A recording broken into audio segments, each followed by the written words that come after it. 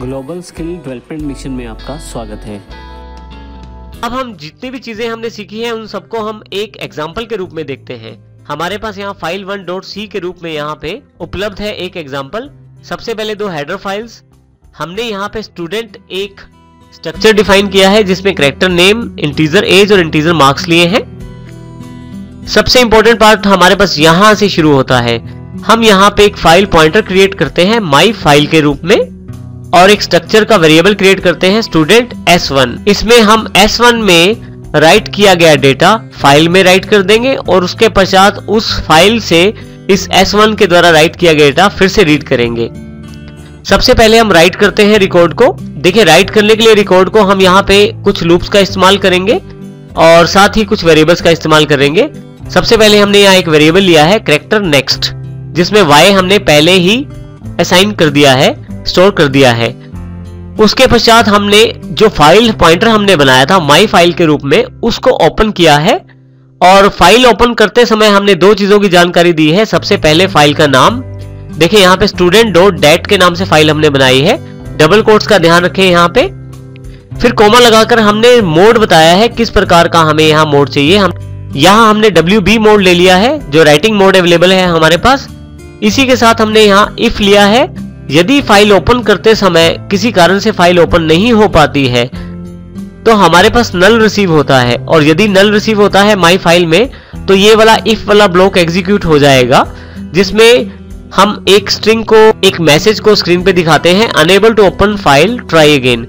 इसको दिखाने के लिए हमने यहाँ पे printf के स्थान पे puts का प्रयोग किया है। और यदि फाइल में नल प्राप्त हुआ है, अर्थात फाइल ओपन नहीं हो पाई है, तो ये प्रोग्राम यहाँ से एग्जिट हो जाएगा। और यदि फाइल ओपन हो गई है तो ये इफ ब्लॉक एग्जीक्यूट नहीं होगा। हम नेक्स्ट लाइन पे आ जाएंगे जिसमें सबसे पहले printf है your file has been open now, कि आपकी फाइल ओपन हो गई है। अब हम यूजर से डेटा प्राप्त करना चाहते हैं और उसे साथ के साथ राइट करना चाहते हैं फाइल पे। अब इसके लिए हम while next equal to y और next इक्वल टू y, हमने यहाँ दो कंडीशंस ले ली हैं।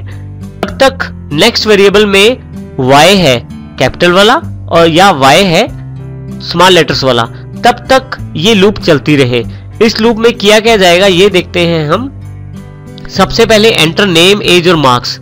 हमने जो स्ट्रक्चर बनाया था उसका डेटा यहाँ पे प्राप्त किया जाएगा s1.name, s1.age और s1.marks के साथ, और प्लेस होल्डर्स के साथ scanf के द्वारा इन वेरिएबल्स में स्टोर कर दिया जाएगा। उसके पश्चात क्योंकि हमें ये डेटा राइट करना है अपनी फाइल में, तो हम इसके लिए fwrite फंक्शन का प्रयोग करेंगे। और यहाँ पे fwrite में देखिए, सबसे पहले हमने उस बफर पॉइंटर को इंक्लूड किया है s1 के रूप में जो एड्रेस है, और उसके साथ ही हमने साइज डिफाइन किया है। ये इंपॉर्टेंट सेक्शन है यहाँ पे, साइज ऑफ s1, अर्थात हम जो रिकॉर्ड राइट करना चाहते हैं फाइल पे उसका जो साइज है वो s1 जो हमारा स्ट्रक्चर वेरिएबल है उसके अनुसार हो। और इसका ये अर्थ हुआ कि जब डेटा स्टोर होगा तो नेम, एज और मार्क्स तीनों इकट्ठा स्टोर किया जाएगा, और जब हमें वो डेटा वापस चाहिए होगा तो s1 के साइज में ही हम वो पूरा रिकॉर्ड फाइल से उठाकर रीड कर सकते हैं।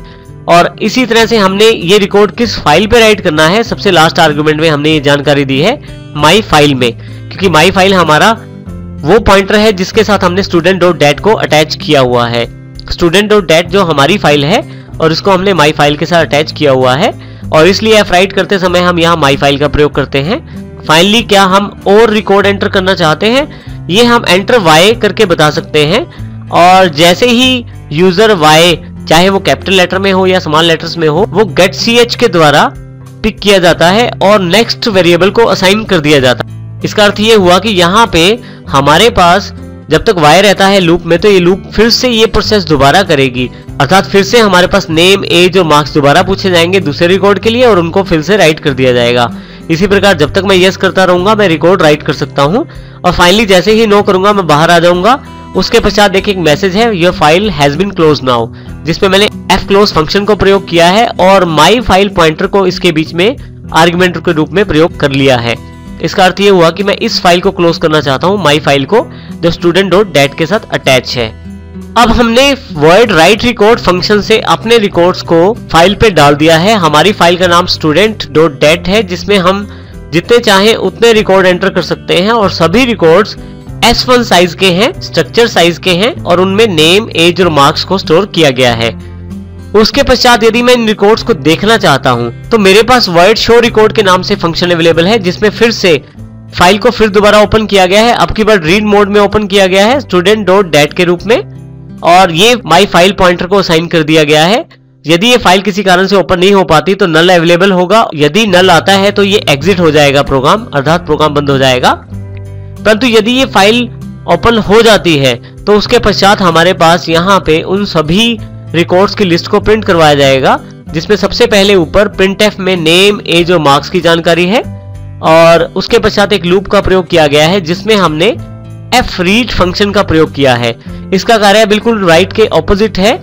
ये फंक्शन हमें उन्हीं आर्ग्यूमेंट्स का इस्तेमाल करते हुए सारे रिकॉर्ड्स को रीड करता है फाइल से और हमारे पास फाइल स्ट्रीम्स के रूप में लेके आता है। और यदि हम यहाँ देखें तो सबसे पहले बफर पॉइंटर हमारे पास अवेलेबल है S1, साइज जो है S1 है हमारे पास, क्योंकि हमारे पास रिकॉर्ड्स S1 साइज में ही राइट हुए थे, इसलिए हम इन्हें S1 साइज में ही रीड कर रहे हैं। फाइनली यहाँ लास्ट आर्गुमेंट जो है आपके पास है माई फाइल, अर्थात हम इस फाइल से रीड करना चाहते हैं। और जब तक एक, इसका अर्थ ये है कि लूप जब तक फाइल में रिकॉर्ड्स अवेलेबल रहते हैं तब तक हमारे पास ये प्रिंटिंग कंटिन्यू रहेगी। प्रिंट में हमारे पास क्या है, इन तीनों वेरिएबल्स की वैल्यू जो स्ट्रक्चर के वेरिएबल हैं s1.name, s1.age और s1.marks, और जैसे ही ये रिकॉर्ड्स प्रिंट हो जाते हैं उसके पश्चात fclose फंक्शन से माई फाइल को क्लोज कर दिया जाता है। इस प्रकार हम अपने रिकॉर्ड्स को शो कर सकते हैं और इसके लिए हमने शो रिकॉर्ड फंक्शन का प्रयोग किया है। इस प्रोग्राम को चलाने के लिए void main का प्रयोग करना पड़ेगा। सबसे पहले हम क्लियर स्क्रीन और getch के अलावा दो मेन फंक्शन हैं। सबसे पहले हम राइट रिकॉर्ड फंक्शन को कॉल करेंगे जिससे हम रिकॉर्ड्स को एंटर कर पाएंगे, और यदि हम रिकॉर्ड्स को शो करके देखना चाहते हैं तो शो रिकॉर्ड फंक्शन को कॉल करेंगे। जितने भी रिकॉर्ड्स हमने फाइल में राइट किए थे वो सारे हम अपनी स्क्रीन पे देख सकते हैं। इसमें सारे रिकॉर्ड पहले राइट रिकॉर्ड के अंतर्गत fwrite फंक्शन से student.dat फाइल पे राइट किए जाएंगे और उसके पश्चात शो रिकॉर्ड में fread फंक्शन द्वारा student.dat फाइल से रिकॉर्ड रीड किए जाएंगे और हमें दिखाए जाएंगे। अब हम यहाँ प्रैक्टिकली file1.c को रन करके देखते हैं। इसमें यदि आप ध्यान दें तो फिर से हम डिस्कस करते हैं एक बार प्रोग्राम को। हेडर फाइल्स इंक्लूड की गई हैं। सबसे पहले एक स्ट्रक्चर डिफाइन किया गया है जिसमें स्टूडेंट स्ट्रक्चर का नाम है और इसमें नेम, एज और मार्क्स को लिया गया है। फाइल पॉइंटर्स और स्ट्रक्चर स्टूडेंट को हमने ग्लोबल रखा है क्योंकि हमें ये दोनों टाइप के वेरिएबल्स हमें सभी फंक्शंस में प्रयोग करने हैं। सबसे पहले राइट रिकॉर्ड के अंतर्गत हमने अपने रिकॉर्ड्स को राइट किया है फाइल पे, और उसके पश्चात हमने शो रिकॉर्ड फंक्शन के द्वारा इन सभी रिकॉर्ड्स को स्क्रीन पे प्रिंट किया है, और फाइनली void main के द्वारा हमने इन सभी फंक्शंस को कंट्रोल किया है। यहां से हमने उन्हें कॉल किया है। आइए अब हम इसको Ctrl+F9 से रन करके देखते हैं प्रोग्राम को। देखिए सबसे पहले हमारे पास मैसेज आ गया है your file has been open now. इसका अर्थ यह है कि फाइल प्रॉपर्ली ओपन हो गई है, एरर नहीं आया। अब हम यहाँ पे नाम, एज और मार्क्स एंटर करते हैं और एंटर कर देते हैं। यहाँ पे जैसे ही एंटर करते हैं हमारे पास मैसेज आ जाता है do you want to enter another records. तो यदि आप और रिकॉर्ड एंटर करना चाहते हैं तो वाई करें। जैसे मैं वाई कर देता हूं, जैसे ही वाई करता हूं फिर से मेरे पास अगले रिकॉर्ड के लिए जानकारी मांगी जा रही है। मैं यहाँ पे नाम, एज और मार्क्स एंटर कर देता हूं। फिर से मेरे पास जानकारी मांगी जा रही है क्या और रिकॉर्ड एंटर करना चाहते हैं। मैं एक और रिकॉर्ड एंटर कर लेता हूं, उसके लिए फिर से वाई प्रेस कर देता हूं। एज डिफाइन कर देता हूं और इसी के साथ मार्क्स भी डिफाइन कर देता हूं।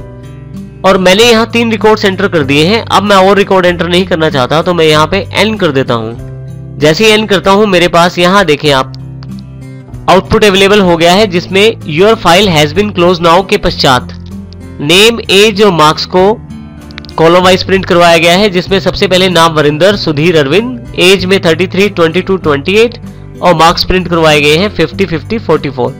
आप देखेंगे कि इसमें टेबुलर फॉर्मेट में रिकॉर्ड्स प्रिंट करवाए गए हैं जो हमने लूप्स के द्वारा किया है। परंतु सबसे इंपॉर्टेंट बात यह है कि जो फाइल में रिकॉर्ड हमने स्टोर किए थे उन रिकॉर्ड्स को यहाँ पे प्रिंट करवाया गया है। इस प्रकार हम फाइल स्ट्रीम्स की सहायता से डेटा को राइट भी कर सकते हैं फाइल्स में, और फाइल स्ट्रीम्स की सहायता से उन रिकॉर्ड्स को दोबारा देख भी सकते हैं उन फाइल्स के द्वारा।